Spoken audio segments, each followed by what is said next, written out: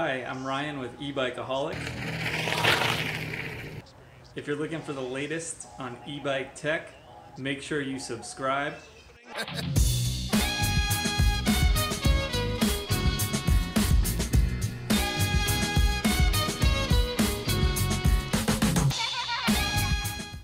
Okay, so we are close to 1,000 miles on our front hub motor build. So we decided now's a good time to share our experiences with it.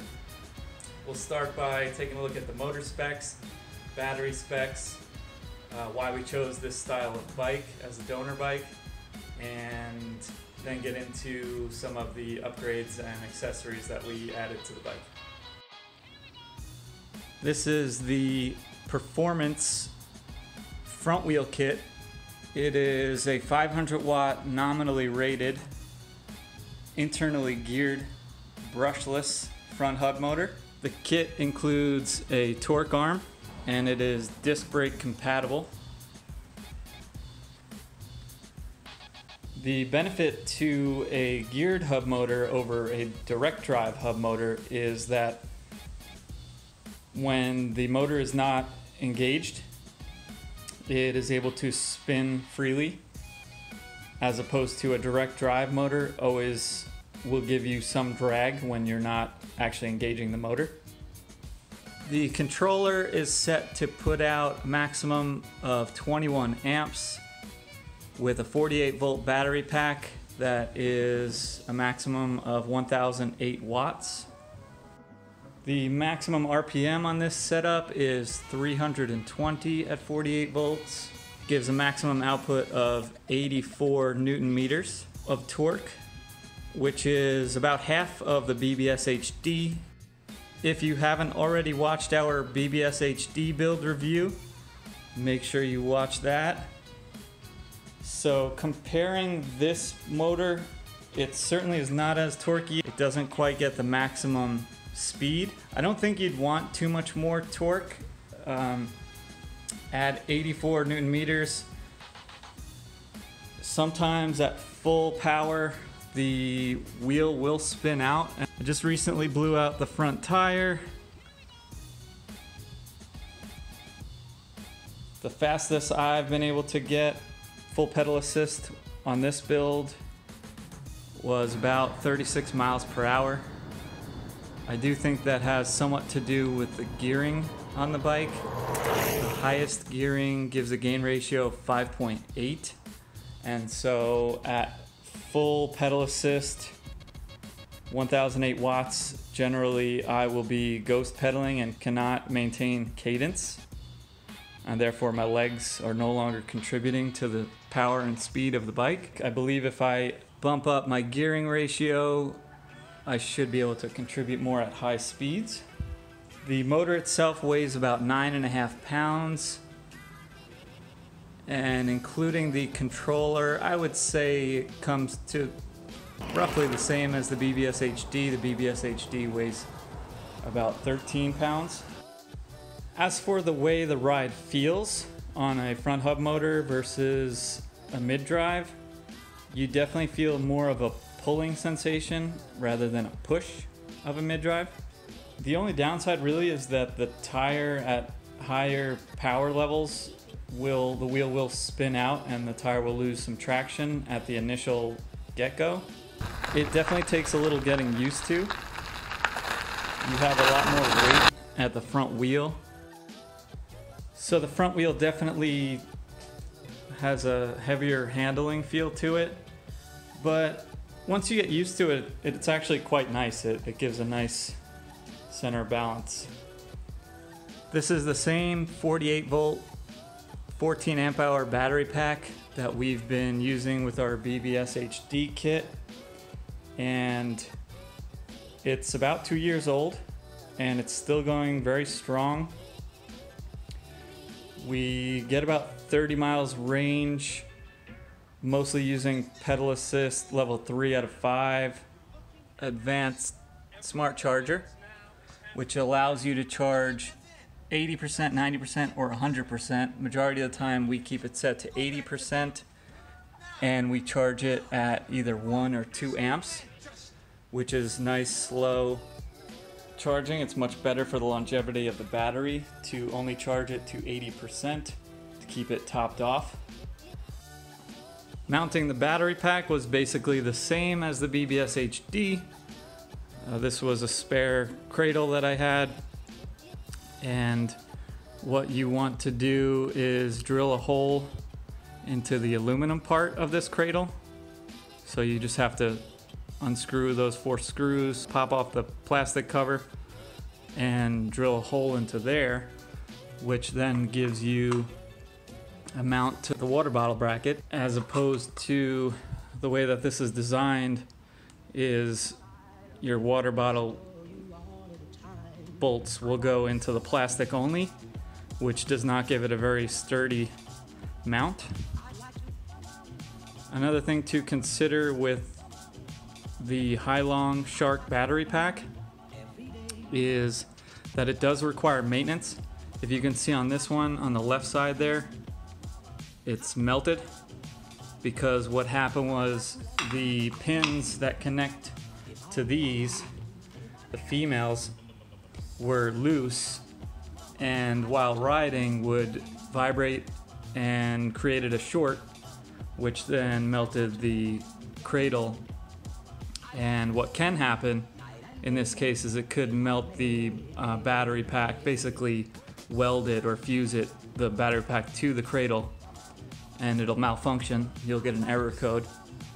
So if you do have one of these battery packs, make sure you keep an eye on that. It's just a matter of taking a screwdriver to the female pins or pliers and bending them toward each other so that they have a nice tight grip onto these male pins. Obviously make sure when you're touching the battery pack not to cross any of the brackets. Don't let any of them touch metal to metal.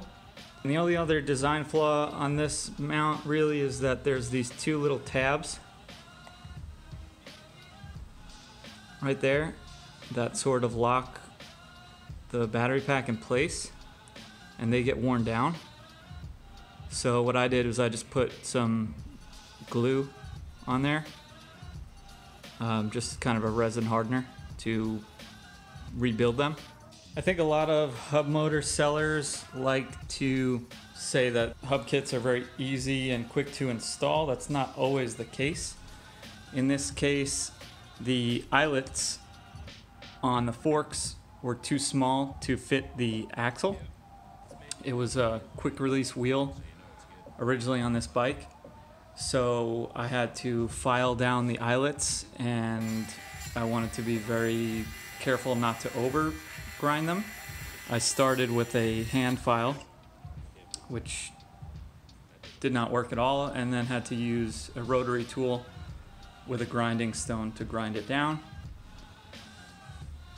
Additionally, finding a spot to mount the controller added some time to the installation, and also there is significantly more wiring to have to deal with.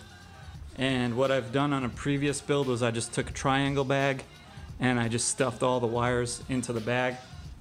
On this build, I decided to splice most of the wires. This was the motor wire that I spliced here, and it goes straight down.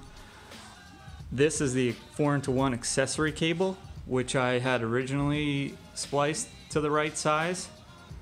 And then I had some trouble with my throttle and decided to replace the entire cable. And with this one, I decided to just wrap it around and keep the extra cable right there without splicing it.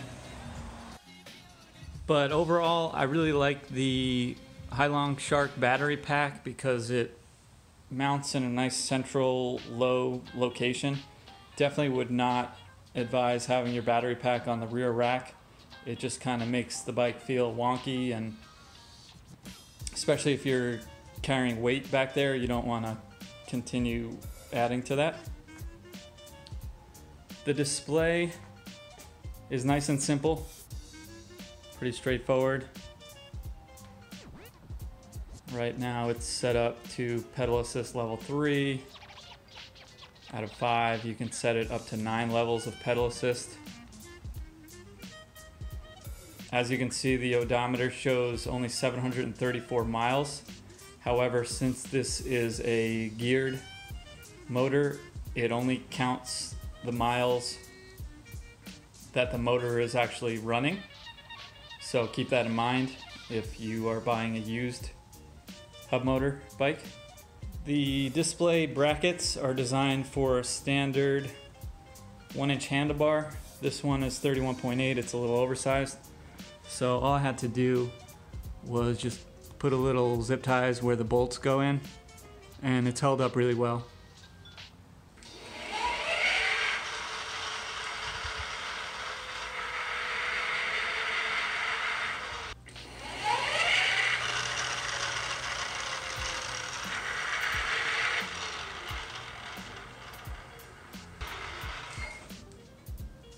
Settings are pretty straightforward. You hold the up and down buttons. I believe ST1 and 2 allow your maximum speed. ST3 lets you set the wheel size.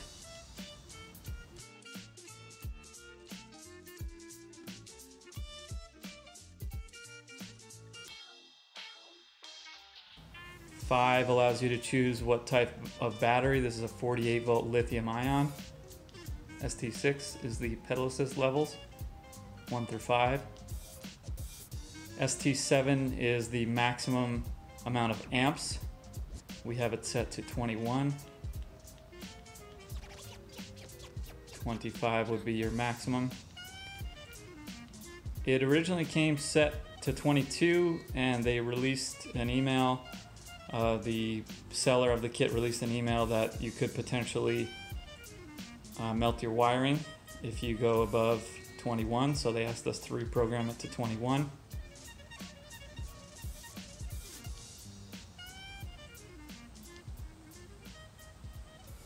ST8 has to do with how the pedal assist handles.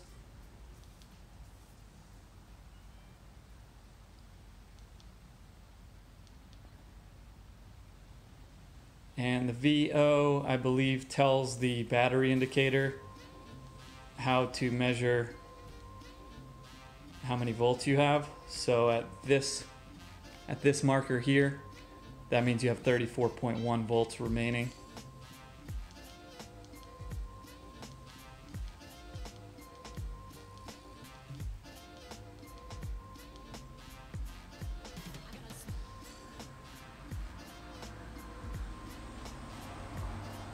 And so one thing to note about these battery indicators is that they can basically show you, it takes a little getting used to, but it's fully charged right now, so it probably won't even go down.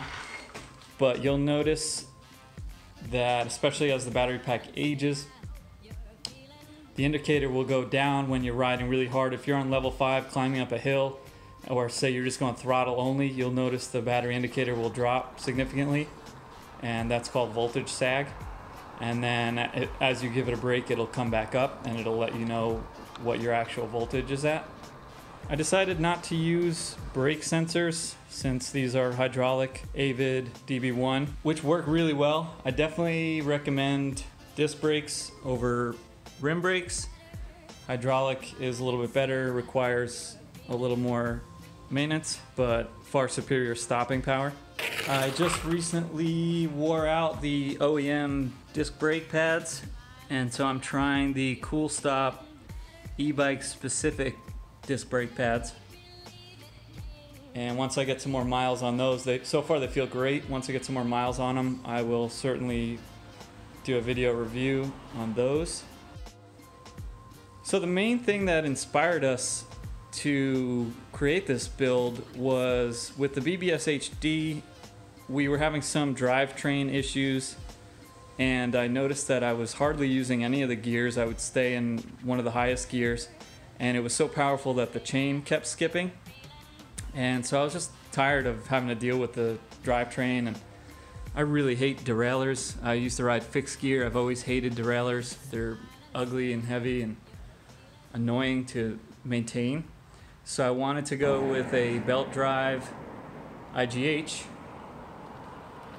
And with the next one, the next build, I definitely would like to stay with the belt drive, but more importantly, I would want to upgrade the IGH to a roll-off speed hub. They're a little pricey, but they can handle the extra power, and as far as I've heard, they're basically bulletproof. Let's talk a little bit about the donor bike. We chose the Spot 5 points, mostly because it has the belt drive IGH drivetrain, but also because it has a lightweight aluminum hybrid style to it, which can give both a comfortable and sporty feel. As far as bike geometry goes, when you're choosing a donor bike for an e-bike build, you definitely want to make sure that it's comfortable for long rides. And we like the hybrid style because it gives your legs still get a good solid leverage, so you get plenty of power into the pedals, and then you're not also breaking your back hunched forward for so long. It has a Gates center track drivetrain, which is nice and smooth, doesn't require any maintenance. I've been really happy with this belt drive setup. However, the IGH that they used was a SRAM i3 or an iMotion 3. It's just not good. I've already broken the pawl retention spring twice, so at this point I don't even bother with using the gears. I just keep it in the highest gear, third gear, which gives a 5.8 gain ratio. So it's a little hard at the get-go. Sometimes if I'm entering an intersection, I'll use the throttle to help me get that little start, but ultimately the highest gear gives me the best mid-range and top speed. 700C wheels. I normally keep the tires set to about 75 PSI. This was the OEM Kenda Quest tire in the front here, and I recently upgraded the rear tire to the Schwalbe Plus Tour, which is amazing, by the way. I definitely will be doing a video review on that soon. But that one has some more tread to it, so I do plan to get one on the front here, and hopefully that will help keeping traction on gravel. But for now, when I'm on gravel, I keep it to pedal assist level 2 or 3. If I go to 4 or 5, then it'll definitely spin out on me, and it's just not a comfortable ride. And the fenders are SKS Stingray.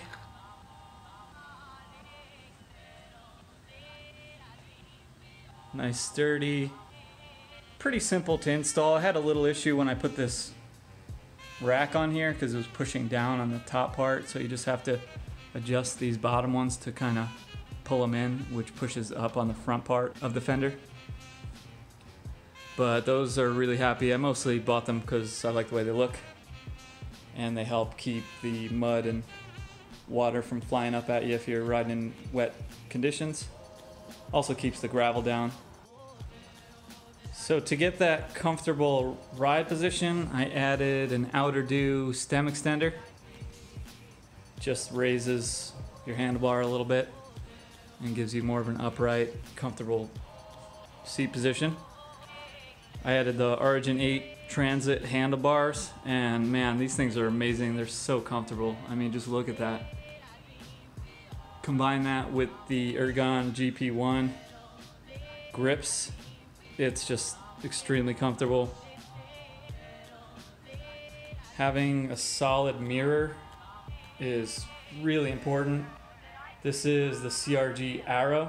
It's a little pricey. I bought it for my motorcycle, loved it on my motorcycle, and it's just so steady.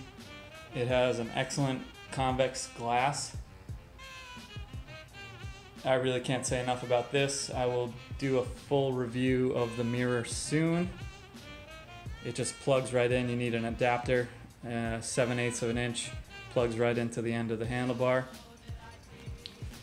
Of course, you got your little nog bell.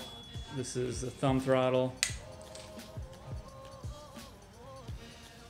950 lumen headlight, USB rechargeable.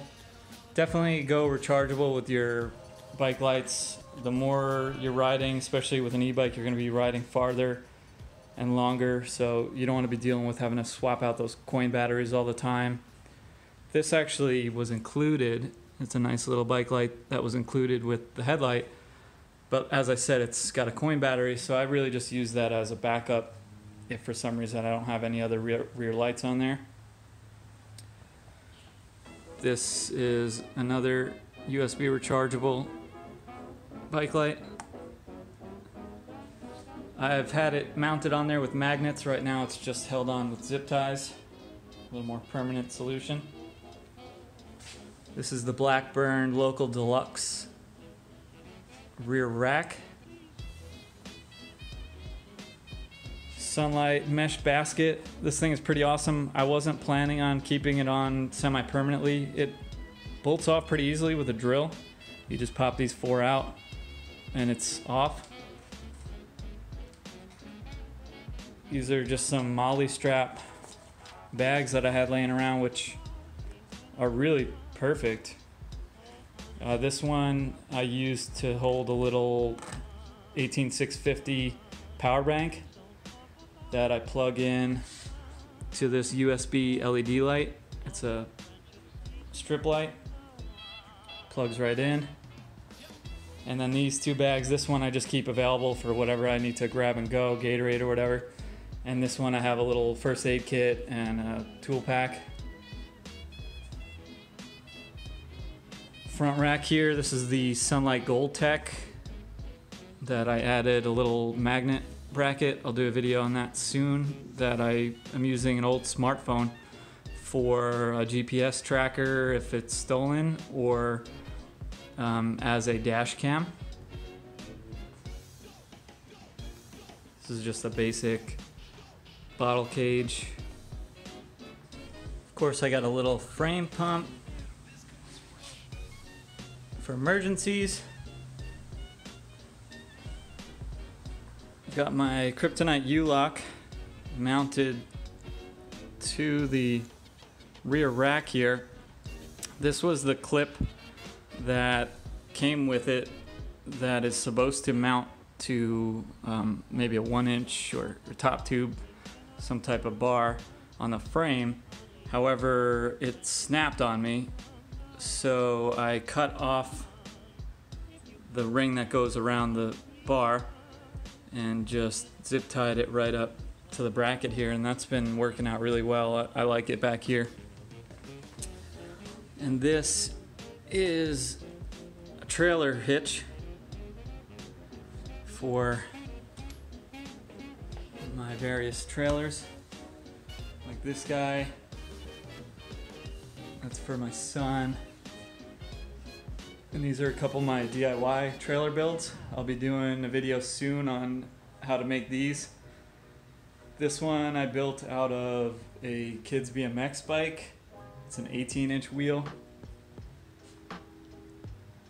And both of these are from an old shopping cart that I found abandoned under the highway. This one, the frame and wheels are from a jogging stroller that my neighbor was throwing away. The fabric was all torn up on it. So I got an extra adapter mount, some PVC, and some steel tubing. And basically that's my big boy for grocery shopping. This one tracks nicely, but it can't hold as much weight. So like I said, I'll be doing videos on those soon. This was my favorite trunk bag, but I busted the zipper on it, just kept overloading it with too much stuff. But Roswell makes some really cool bags. This is the Sunlight pop-out basket.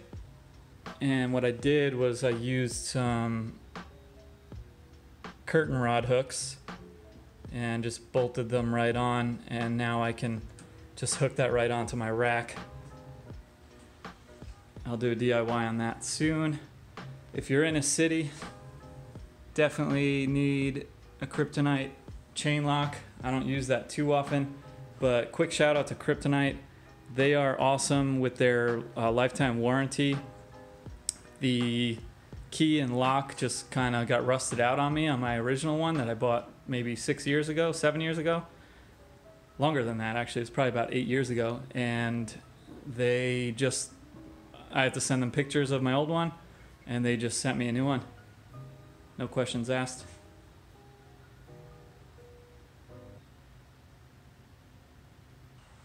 So all in all, I'm really happy with this build.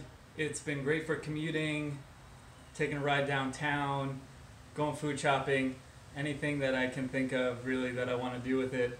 This thing's been awesome. For my next build, I definitely want to go back to a mid-drive with the Bafang Ultra and having a bike custom fabricated for that and have a roll-off speed hub, belt drive. That's really going to be sick build, so definitely keep an eye out. I'll have the process of that build coming soon. Make sure you subscribe and like all my videos. Thank you very much.